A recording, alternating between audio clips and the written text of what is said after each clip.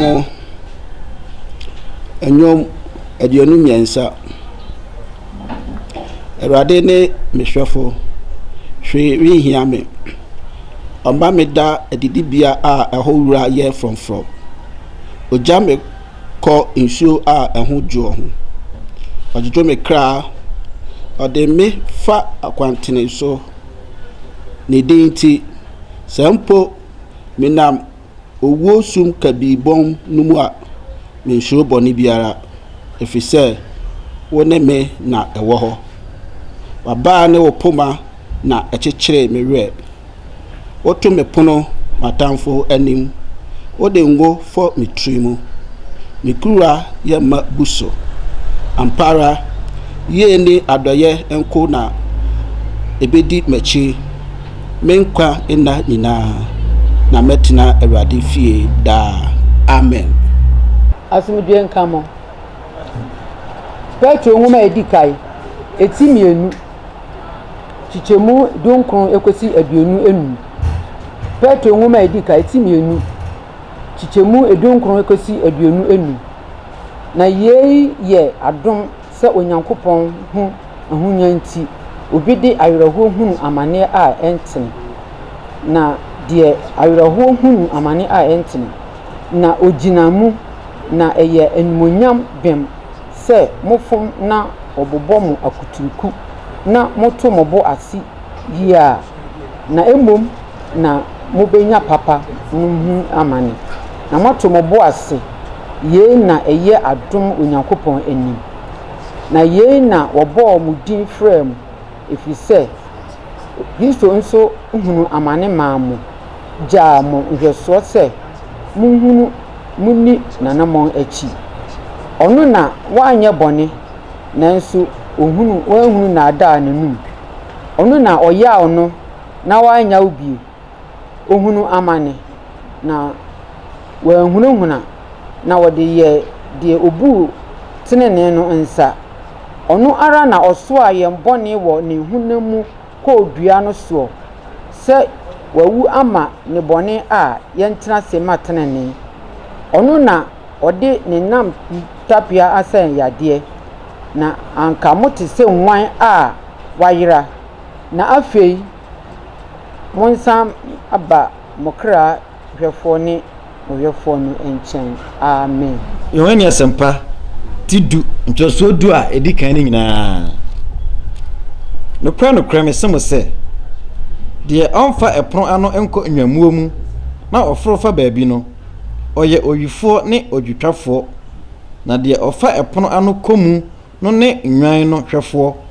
ono na epron ano hwefo hinima no na enwan no tenene na obo ono ara ni nwan no din frɛ won free adi na oma ono ara ni nwan free adi a odi won anim na nwan no di nachi efrise onim nene na onanene die oni nachi na obedwane no efrise onim onanani ene Yesu di beyi bu won na won de wahunu asamko a oka won no ana Yesu si won bi nse dokra mesemo se mene nwanhwafo pono no won a odi manim ba enu nyina ye awifo ne adwetwafo ne nwan no antie won mene epron ano no se obi fa me so komu a obeje no nkwa na obekomu na obefiri adi na obenya didibia oyufo ma gise obewia na waku na wasai media me bai na wanyankwa na wanya no emroso Awurade asemi asumdwe enkamo oniadofo migiri yese waye krado na wasiesie wakoma se Awurade Nyankopon ene wo nkasa adbre yi mu adoni bre a Awurade Nyankopon no ankasa ehye ne ho animonyam ewo ne maso enenso so eye President Church of Ghana ena yeni wadi ahyiamu na yedi Nyankopon asem ebrewo enen koma yeni wudie no yato din se Christ the Good Shepherd. Christ the Good Shepherd. Kristo ɛne oguanhwɛfo pa Kristo ne oguanhwɛfo pa yɛ mɔmpaeɛ watumi nyina yɛ wo deɛ yɛda wase hyɛ wo din kronkron animuonyam babɛkasa yɛ ho onkyerɛkyerɛ ɛma yɛbotɔ yɛn yam ɛma yɛtu yɛn nan a yɛkɔ yɛn anim ɛno nti bɛyɛ yɛn saa ɛwɔ Yesu Kristo din mu amen onuadɔfo a wotie me yɛka sɛ a shepherd is one who has the total responsibility to care for a sheep or the flock. One who feeds, guards, bathes, protects, and even works with this flock. This person is termed as a shepherd. Oguanhwɛfoɔ ɛne nea ɔhwɛ onwanhwɛ ɛso. Ɔno ɛde ahobanbɔ ma nwan no, ɔma wɔ aduane, ɔma wɔ nsuo nom, ɔno a na de wɔnante, baabi biara ɔbɛyɛ bibi biara ɔbɛyɛ biara no, oguanhwɛfoɔ ɛna de wɔn ɛyɛ. Oguanhwɛfoɔ ɛhwɛ nwan so daa sɛdeɛ ɛbɛyɛ a nwan no wɔn ho ɛnkyere wɔn ɛnkɔ ahohiahia mu. Sɛ yɛka sɛ oguanhwɛfo pa the good shepherd a Yesu Kristo ɛka ho asɛm ɛwɔ Yohane asɛmpa etidu tikyɛmu du baako no na Yesu Kristo ka sɛ mene oguanhwɛfo pa. I am the good shepherd. The good shepherd lays down his life for the sheep. Mene oguanhwɛfo pa. Oguanhwɛfoɔ no ɛde ne kra ɛto hɔ ne nkwa ɛto hɔ ɛma nwan no. Ɛno nti sɛ yɛka oguanhwɛfo pa ho asɛm a Berema Yesu Kristo ɛto n'anum ka sɛ ɔno ɛne oguanhwɛfo pa. Na mebusa wo sɛ yɛka sɛ obi yɛ oguanhwɛfo pa a ɛne hwan? In the life of David a ɔtwerɛ Psalm 23 a yɛkenkan yɛ no, David ankasa na ɔyɛ oguanhwɛfoɔ. Na David ɛka asɛm bi a ɛkyerɛ sɛ yɛwɔ enwanhwɛfoɔ a wɔbɔ enwan ho ban, enwanhwɛfo pa ɛne ɛwɔ oguanhwɛfoɔ a ɔyɛ oguanhwɛfo bɔne. 1 Samuel chapter 17 verse 34. Samuel ngoma edi kan ti dunson ti chemu aduasa ɛnan no. Ebra David ɛkɔ Saul anim. Na David ɛne Saul ɔpɛsɛ ɔkokum Goliath na ɔne Saul kasa na Saul sɛ abrantie wuntimi efisa wo yɛ abofra na abrantie yi de wa kontɔkɔ afiri ne mɔfra brem. Asɛm a David ka kyerɛ ni nie ɔsɛ but David said to Saul, your servant have been keeping his father's sheep. When a lion or a bear came and carried off a sheep from the flock, I went after it, struck it, and rescued the sheep from its mouth. When it turned on me, I seized it by the hair, struck it, and killed it. David neka say.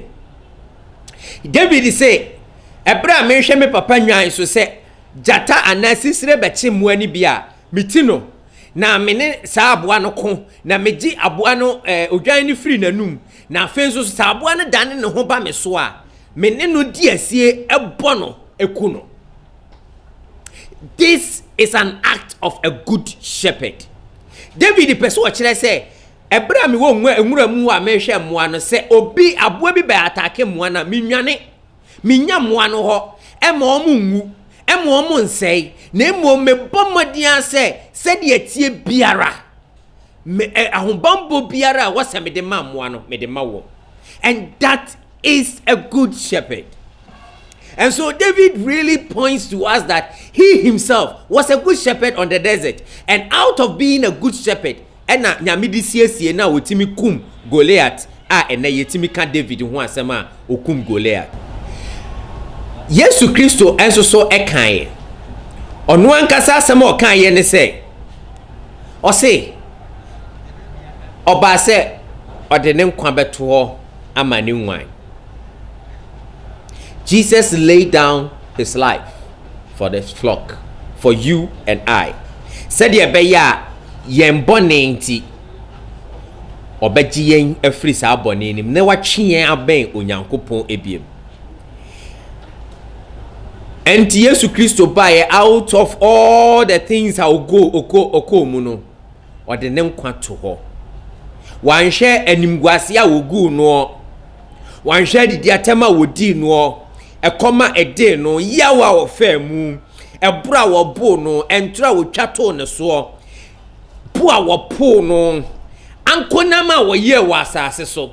A brow was saying Simbiano so na a cow non kuto and into a piano no crack I said. Meja aden wa paw me ni nyina Yesu Kristo anhwe no enwane anya nwan no na emom Yesu Kristo epem ko ho de ne kra eto ho de gie nkwa enu nti se Yesu Kristo ka ogwanhwefo pa ho asem a na wonim nia wo ye dei wo ka enu nti Yesu Kristo no ankasa eka ho asem sa se ode ne nkwa eto ho ema nwan no. 1 John chapter 3 verse 16 or say, this is how we know what love is. Jesus Christ laid down his life for us, and we ought to lay down our lives for our brothers and sisters. We any yehuno said your do etie. Yesu Kristo no ankasa de ne nkwa eto ho emaye. Oniadofo ye ka the good shepherd ho asem.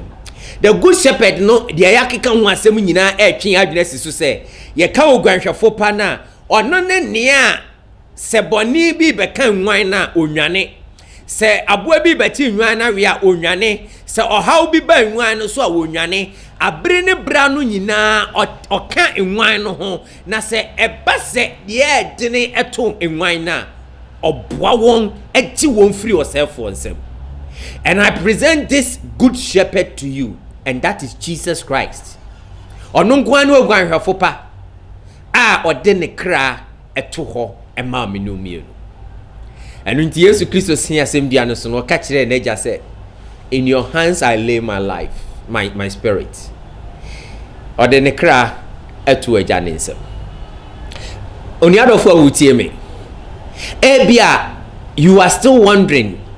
Anase otuo nyina anase wo a wo hwe me nyina utie nyina ya wo se oh me de me se me wo dwanhwefo pa me wo gwanhwefo pa oh Yesu Christ me dwanhwefo enti Yesu na hwe me Yesu na hwe me. But I want to talk to you about a kwan be so na be fa so ahunu se ampa Yesu Kristo ni wo gwanhwefo pa etoda o ya nuoma bia ya wo se Yesu Kristo na hwe wo nanso so wankasa bia wa na wo hwe wo ho anase wo do wo agya tumi bi na tumi no na hwe wo ene nipa bebre eni disikechi enunti wode won wagija abosom enche ye media commission kura de abase akonfo nneoma wo ye no TV so nyina wontwa so every say sika wo yi ene mrantie empa adwuma obia ti TV ho ehwe ekura ne phone frefre akonfo me pese minya sika sika gare sika moja we free ha bebre kwane ye hwiegum enunti anka opepa mrantie ne maba wade ye adwuma enya wonsem sika no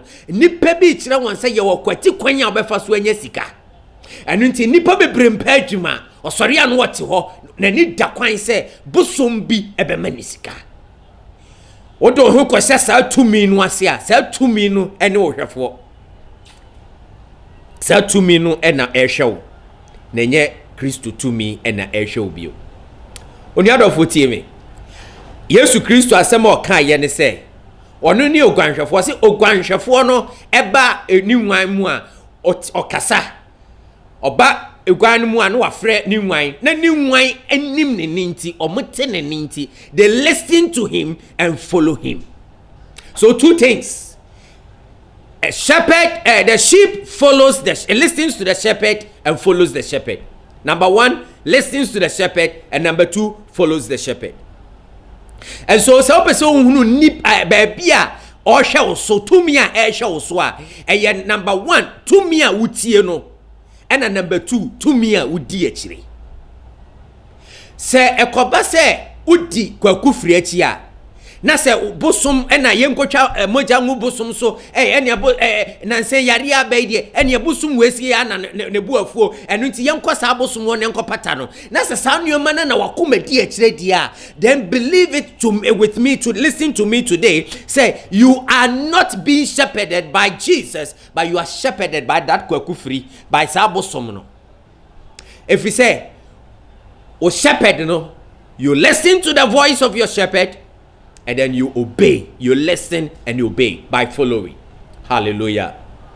Onyadofo, enipa bebre kwa sorry, you koni akwa ru sorry them, yet ya sorry them, your Bible ewe ye them, ye lockdown and I say ye ma sorry nyina yi, otifie, o kenkan Bible da wo them and ye ka se ye hwe wo mo Bible gu wo them a enipa bebre kwa. Bible wo them. But it doesn't make that doesn't make you a sheep or a flock of Christ. Nemom se betimi aba se uye Kristo gwan egwama said the Presbyterian ye dwomunity no wo se me ye Yesu gwamenti e mamani wieje na sahwefo pa me woyi onim said ye obejeme midofo tie obi a o kan sori no ho udin obi anim se wo ye Kristo ni ye pe Kristofo a ye bo udin. But I want to ask you and challenge you with this question this morning. Are you really shepherded by Christ? Or you are shepherded by somebody? Now listen to me. In Genesis, when God created the universe, nowadays onipa etina edintro ni muno. Now, onyankopon kasai eka asem esha ema onipa ahyede. Na adia onipa ye ne se sabre na odi nyankopon asem no so no. Now listen, onipa tie onyankopon ni enu nti emre bebreba nipa tena edintro ni mu no na wonfa wonsanka edua no papa ne boni dua no wonfa wonsankan kopim se dakro obonsam ba ya woni oba be kasa ya afa oba tie obonsam ni. Now she listened and then she obeyed, she followed the words of Satan, and from there sa point ni pe oti obonsam ni eye de obonsam pepe sa point ni pe ena onipa efri onyankopon adom no ase onyankopon ananka ono na ehwe nipa so no onipa yi ni hu fri onyankopon sem ena onyankopon pa mo onipa fri edin troni. I want to challenge you, which voice are you listening to and which voice do you obey? Oniado for ti hanim say wo bodua be de ho ufia we o mantamu awo nipa obi anim say wo de adua bode. But I want to tell you say obi a obodua bia san ensuo kro ana bosom kro a wo fredi boni dua no sa bosom no ene ehwe no so enye Yesu Kristo ne hwe no so. Ana se wo nioma wo ye no baabi anajo ukọ enioma ehye wo dem a usuma bia ehye wo dem a o kanchi guso o bompa ye guso o twamoja etwa akokoto so baabi a wo de wo kira akọhye o akọtena ho nana maba nana wakoda said ye wo ka nana ne kra kire se usu hyen ase ena me hye enu nti who is your shepherd enipa ni so de ye kan Kristofo a wo de udi abeka ho nanso so wankasa wonim se enye Kristo ene wo gwanhwefo pa enye Kristo ne hwe wo so wankasa wonim ba bia wakoma ehye. And so I present Jesus to you, and nada wo na Kristo onimo me de Yesu Kristo ma wo se enne to nsa frɛ no ne di nachi na tie nene na ye de opɛ ema no. Amen. Presbyterian for ya dwom wo se Yesu nkona menini tu kwan menini di ahyemfiri da. So when Yesu Kristo betu anamon a Yesu Kristo be hye wani monyam. Me mpa bo ne se obema ho kwan ma Yesu Kristo ayo ohwafo pa na ono ede ne pa asi wabrabo so. Amen. Tie David ena wotwero edwuma ene ye kenkan ye eye Psalm 23. Enam se David ankasa na wo ye ogwanhwefo nti na oye nioma kakra fa enwan hu nti otwero Psalm 23 no na onim nia oka me pese me no hwe nioma kakra bi free sa David enwom no mu David enwom ti aduonu miensa tichemu ba akono ekono David phrase no say awurade ene mehwefo. Ati said ya so obi busa David say David okra hwan na ohwefo ena David ye hwedi no say me awurade ene mehwefo ene mi busa wo say hwan ne ohwefo. And I've already given you the criteria to qualify you to be a shepherd under someone. The utie nene ene the ode nene ye adwuma udi nachi ono ene ohwefo. ɛno nti sɛ ne obi busa sɛ hwan koraa ne wohwɛfo a hwan din na abɛbɔ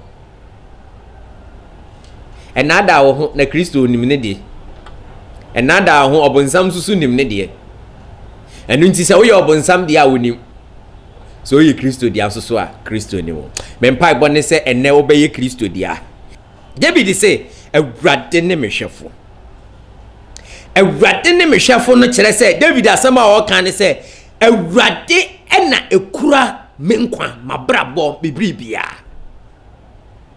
sɛ me wɔ biribi a menyɔ gye sɛ Awurade akyerɛ me neɛ wɔ sɛ meyɔ sɛ me wɔ biribi ka mentumi nka agye deɛ Kristo akyerɛ me sɛ menyɔ Christ can only be totally responsible for your life if only you will hear his voice. John chapter 10 verse 4.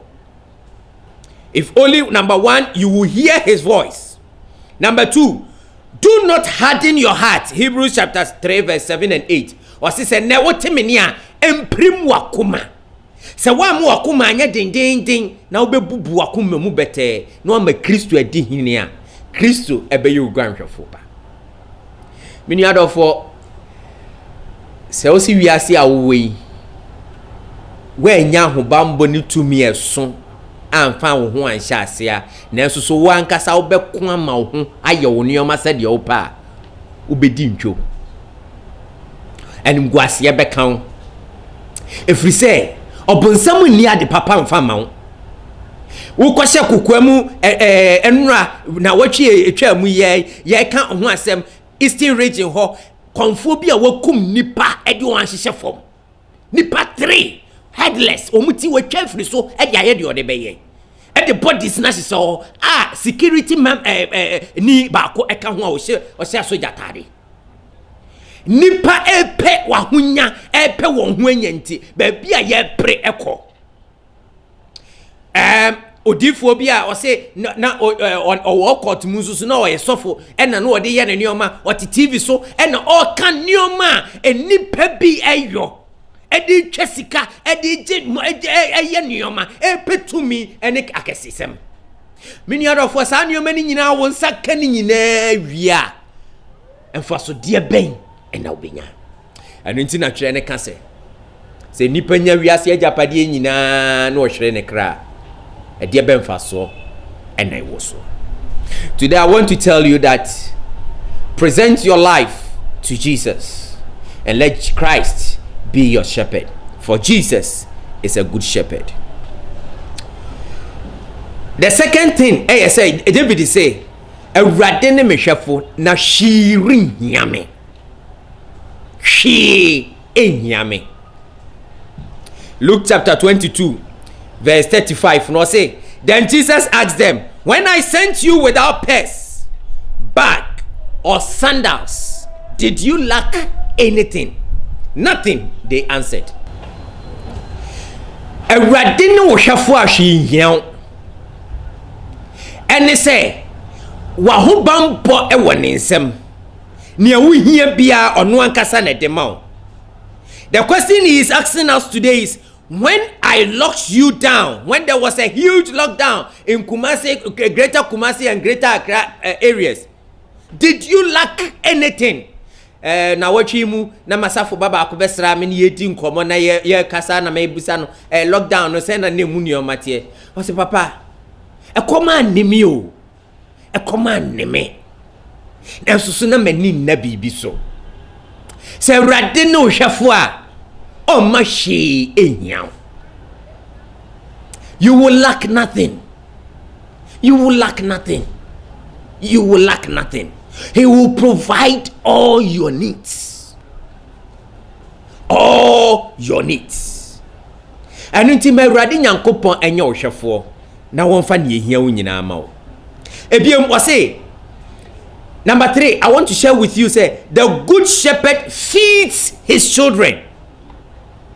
In Psalm 23 verse 2 no, oka ho asem say oso omame dewura from adidibia. Oja omiko ensu a eho dwo ne oma mienu. He feeds and gives you drink to take. Obemu aduane adi no ama nsuo nso ano. following the leading of Christ Jesus at all time, especially in times like this, he will always provide and meet your needs. Kristo etidie hian ebema ono ni ogwanhwefo pa kai se nkoma me ne wodi ne se Christ the good shepherd. Christ the good shepherd. Etada enye hia na ade bi hian na emum akono bi ena ejejewo enu nti Presbyterian yadwom ba ko se makono bi ehaw me a me ma enhye me so kra e kire se Kristo didie hian wo nyina bema. Now say, when you are satisfied and grateful for what God has provided for you, you are good to go. What doesn't belong to you, doesn't belong to you. What he gives to you, then you take it. Ewurade Nyankopon emfa de ehia wo ma wo. Ewurade Nyankopon enom wo nsam ne ewu hia. Ne wakoma ehwehwe ene Ewurade mfa ma wo. Ewurade Nyankopon no ankasa nsiesie ne nepa ene ngu so. Ewo Yesu Kristo demu. Hallelujah. But me no can the last one or say God brings a revival to the sheep. Obi Kristo na hwe no subia no odi nkanyan ebowura na brabo. Anu nti wo kan ho asem say Psalm 23 no verse 3 no say he refreshes my soul. He guides me along the right path for his name's sake. Nidinti Kristo edo befa kwan trene so. Nidinti se wonam kwan bone so a enam nidinti obepeja wasi kwan pa no so. Eya me ka se abusua bia wom bia wodin abusua ni din ebata wodin ho. Enu nti se woye biribi a yetimi ka se abusua mu hafo de sei na wo mo ye de omotie. Ya mamremu ya nioma yemu se koba se sebi se ekoba se obi adwene mu kano kra ewo abusua bi mu a enipa bi timi lebu abusuafo ni nyina se we mu de omo adwene mu ya dai eka wo esoso be hwe na ba ko bi ena ebre bi BBC ye ensoso nipa bi timi gina so e de kan asem frɛ nipa ni nyina ye kan asem bi se nipa ba ko bi ne kodi mfa ene ye frɛ nipa enkofo bi se mfantefo. Near make person say, whatever you do by the name Jesus Christ, a catchy would din hunti, and I'm Christo dinti or dobe for quite so. And if I be after one say where you software or ye Christo Majumaya for, Nanyuma war yoni nanso so emfa Christo home. Now so Christo dia a better won't din hunti. Near was a Christo yan obeyo. One I was watching one see kwan pa no so obetwe won na de obeye stubborn no so ono ankasa ebe piano sinchen. Awurade Nyankopon empire me bo emanyame ewo so ne se Awurade Nyankopon empejaw na ne dinti wonyimfuru osefo nsem ne dinti odo befa kwan tenene so for his name's sake. Some people today on social media, radio and television exposing the hidden works of some popular prophets and bishops. These titles are connected to the name Christ. For his name's sake, you cannot put Christ's name in disrepute. And that is what Christ is talking about. What Psalm 23 verse 3 is talking about. Ni o ka kire ni say enam Kristo dinti. So say from Paul besewa obejo. Na ni dinti onam kwan bone so a opese wonante kwan tenene no so hweye the grace that is at work. When the judgment time comes, you may have lost every grace opportunity. Mempai bone say o masa opportunity empower ho nkoda na mum besiesie o ho ama Kristo adihene e wo abrabo so ni dinti opejo. Amen. Christ the good shepherd. Oni adofo wutie me di asem no ebe wie ye beto aso we ye a session of it ye de dia ka beto aso na nso so me di masem esi hanim se no ne me ka kire wo ne se ma Kristo enye ogwanhwefo wate be a flock of Christ. Bre Kristo nase. Bre Kristo enwan mu. Ono ena ode ne kra eto ho ma ne nwan. Onwane nya ne ma. Bibiara obefre no Kristo ebete wo ne. Na obeje wo so. Na obeje wo. Ni di nti obebo ho ban. Kristo eni gwanhwefo pa no. Na manuama mienu yi se ne nso. Se Kristo ye gwanhwefo pa utie nene. Number 2, udinachi. Listen to the voice of Christ in obedience and follow Jesus the Christ. It is better to ask Christ to lead the way than to ask for the way. Never assume capability from Christ. Let Christ lead as you follow. His leadings to the green pasture and still waters. For Christ is the good shepherd. Eradi nhyiraw na wonhwe wo so. Eradi nti na nimu nhyiraw. Na o ma ne nsema ene watie enye kese ewo wasetena mu. Wo Yesu Kristo din mu. Amen. In whom do you believe? I believe in God the Father Almighty, maker of heaven and earth, and in Jesus Christ, his only Son, our Lord, who was conceived by the Holy Spirit, born of the Virgin Mary, suffered under Pontius Pilate, was crucified, dead, and buried. He descended into hell. He rose again from the dead. He ascended into heaven, and seated on the right hand of God the Father Almighty. From thence he shall come to judge the living and the dead. I believe in the Holy Spirit, the Holy Catholic Church, the communion of saints, the forgiveness of sins, the resurrection of the body, and the life everlasting. Amen. The peace of God, which passes all understanding, be upon you. May you remain under the flock and the authority, the power of Christ, as you humbly remain as a sheep for the good shepherd, as we have studied. May the Lord lead you beside the still waters. May he grant you a greener pasture in your life. May you be blessed so that others will be blessed through you. In Jesus' name, amen.